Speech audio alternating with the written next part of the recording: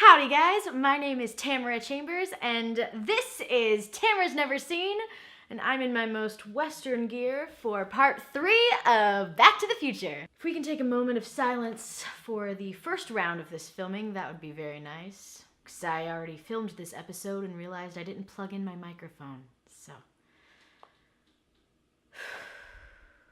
Anyways, like I said the first time, I'm very excited about this episode. Honestly, we all know that sequels can sometimes be disappointing, so I keep expecting these to get worse and worse, but I was not disappointed with this movie. So let's see what I thought. Hair flip.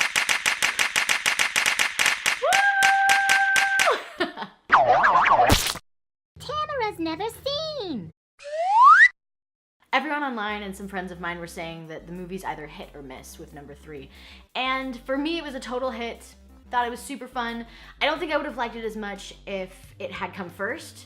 I kind of needed the first two to be kind of just as normal as time travel movies can be. But then this one kind of going off the rails a bit was really nice. I had a super great time with it. So of course the movie starts off and Doc Brown finds a way for Marty to get back to the 80s and back to his life, but Doc Brown will forever be stuck in the 1800s, 1885. So 50s Doc Brown and Marty find the DeLorean that Doc Brown from the 1800s has hidden for them. And they fix it up and it's all ready to go. But then they find Doc Brown's tombstone and it's dated a week after he wrote the letter. So of course Marty has to go back and save him. This movie is already so silly and so much fun and way different than the other two, and I love it. Is there a love count on this episode? Probably not. I said love a lot in the last episode. Love, love, love, it's all I say. I love that they find Doc... There I go again. I love that they find Doc Brown's grave because 50s Doc Brown's dog is lying on it, and it's so sweet. Ike, would you lie on my grave if I died?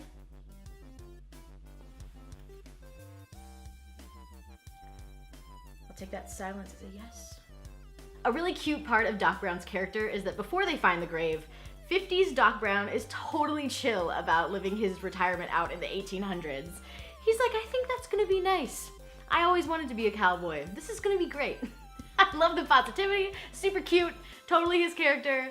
And then, of course, when they find the grave, he's like, okay, well, maybe not. So Marty goes back for him and he makes it to 1885, and then he's just casually chased by a bunch of Native Americans, and then soon after by a bunch of white guys trying to steal everything from Native Americans. Then Marty hurts himself running away from a bear. And that's the first time I've ever said that sentence. And he ends up being taken care of by his mother and his self, and they're a couple, and they're his great-great-grandparents, or however many greats, you understand. Distant relatives. And they pull the whole, like, oh, I'm knocked out, and she's, like, tending to him, and he's like, Mom, is that you? I just had a crazy dream, and she's like, it's not your mom, silly, and at this point, it's like, okay, well, that was a little repetitive. Also, I didn't really get... I guess there's like a payoff in the very end with those characters, but they didn't bring too much for me. Story-wise, like they didn't really bring much of anything to the story for me.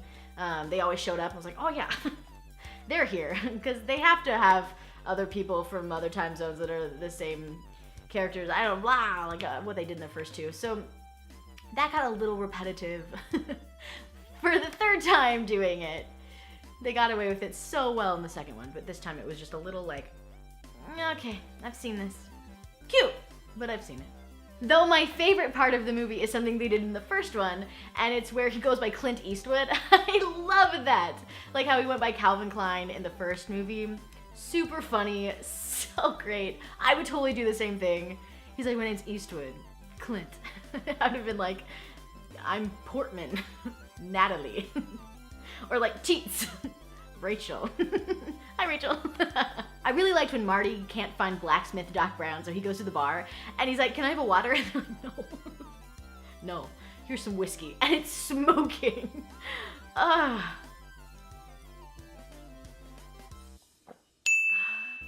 Mine doesn't smoke. There is Yoda on it though.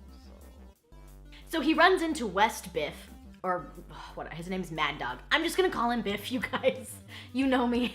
Just know I'm talking about Mad Dog, whatever his name is, when I say Biff. And this scene is really, really well done. I love like the physicality of it, and the stunts they did were really awesome. Marty does some moonwalking that would make MJ proud.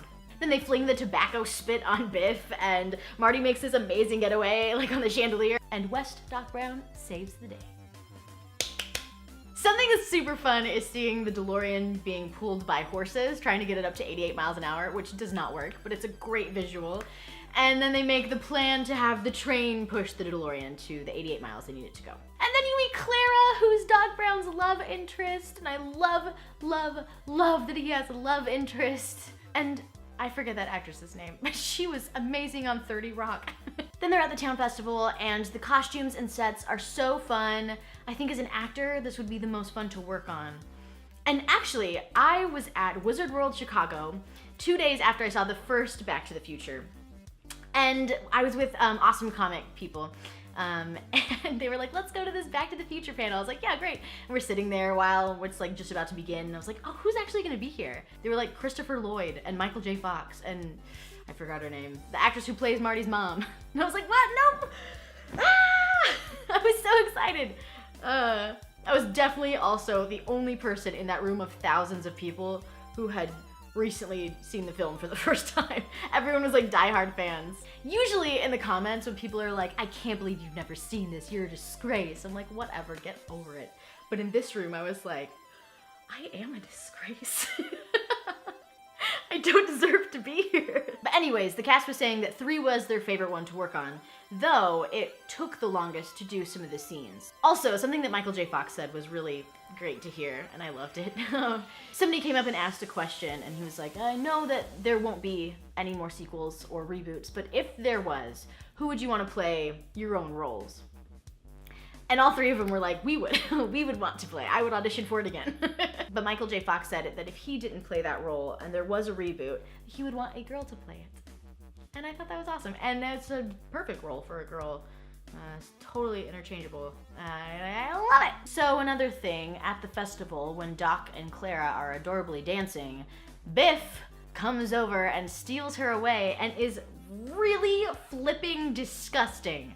I can't say f***ing anymore because of the f***ing YouTube censorship things, but it's f***ing gross. Marty saves Doc from being shot, and then Biff calls Marty yellow, and apparently Marty can't handle being called anything that is not offensive. Chicken and yellow. Ooh! So Marty and Biff decide on a time to kill each other, and Biff is like, before 7, I like doing my killing before breakfast. And Marty's like, after 8, I like doing my killing after breakfast. I'm like, I wake up at 10 a.m., so you guys are eating breakfast very early. So at this point in the movie, Doc is super in love with Clara, and everything's right in the world, and he decides he's going to stay in the West with her because love. And then Marty's like, are you kidding me? You're a scientist. And he's like, yeah, okay, I'll go. Because science. Kind of get both sides. So when Doc Brown tells Clara that he has to go and he can't tell her where, she's like, if you love me, you should be able to tell me where you're going. He's like, yeah, fair enough. I'm a time traveler. And she slaps the shit out of his face. And she's like, that is the most insulting, degrading thing anyone's ever said to me. Like, she has been hurt before. So Sad Doc has this incredible scene at the bar, and Christopher Lloyd is so good in this scene. He's so great in the whole entire series, but you really see that he loved having this character arc with the love in this movie, and it's really fun and sad to see him just really hurting, and he's really good and super sincere, and it's a nice break from the silliness of the movie. But because Doc is so drunk from one shot,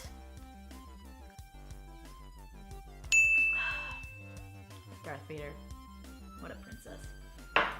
Marty has to fight Biff. Those were water. Ugh, So Marty and Biff duel. It's a cool scene. He uses his like metal shield as a frisbee and he knocks him out. And I love that Marty doesn't drink anything or shoot anyone in this movie. I think it was like an obvious conscious choice to have him be like this like clean-cut dude. I appreciate that for this family film. And Biff ends up in manure, which is great for the 3rd time. That wasn't repetitive to me, so I don't know what the mix is, but Loved it. So Marty and Doc make it on the train, and I love this scene. So they have to hold it up to have access to it, and they're like, stop the train! And he's like, is this a holdup? And he's like, it's a science experiment! And I gotta say, I would be more open to robbery if it was for science. Just a little bit more. Then there's the very exciting scene of them trying to get into the DeLorean, and they realize Clara's on board. Doc saves Clara from the impending doom of the train going off the tracks, but then he's gonna stay in the West, oh no! So Marty makes it back, and Doc and Clara stay in the past. And right when Marty gets back, there's the scene where an actual train is coming on the tracks, so he jumps out, and the DeLorean is ruined, ruining any chance of seeing Doc Brown again. It's a really touching moment, actually. Having the DeLorean ruined is kind of, oh, this is the third and final movie. Ah, no. It's a great final moment of this amazing machine that caused these incredible adventures. And it's great because Doc wanted it to be ruined. Then Jennifer, the most pointless character in all of existence, shows up. So they both go back and he's telling her about the adventure and they're looking at the destroyed DeLorean. And then a mother-flipping, time-traveling train shows up and it's so good! Yay! You get to see Doc Brown again, it was so exciting! Clara's there and their children, Jules and Vern. Ugh. I was legitimately tearing up at this point in the movie. So Doc Brown just pops in to say hello, I'm okay, here's a picture of us because I love you and I value your friendship. And then he's like, I'm going. And Marty's like, are you going to the future? He's like, no, I've already been there. And then they pull up into the air in this giant train, shooting lasers out of it, and they go into what seems like space.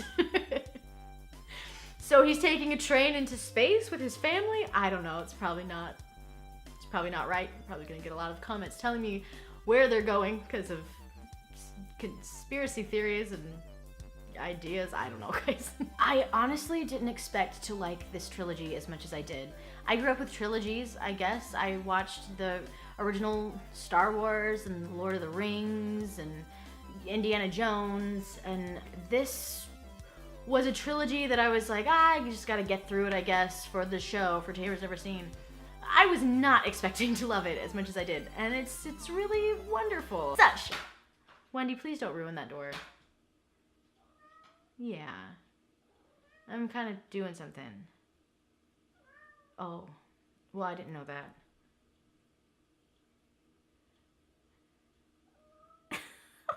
Thanks for watching me watch these movies with you guys. I really appreciate it. And I'm excited to see what future Tamara watches next. Well, I just finished watching all the Land Before Times. Maybe I'll start watching anime now.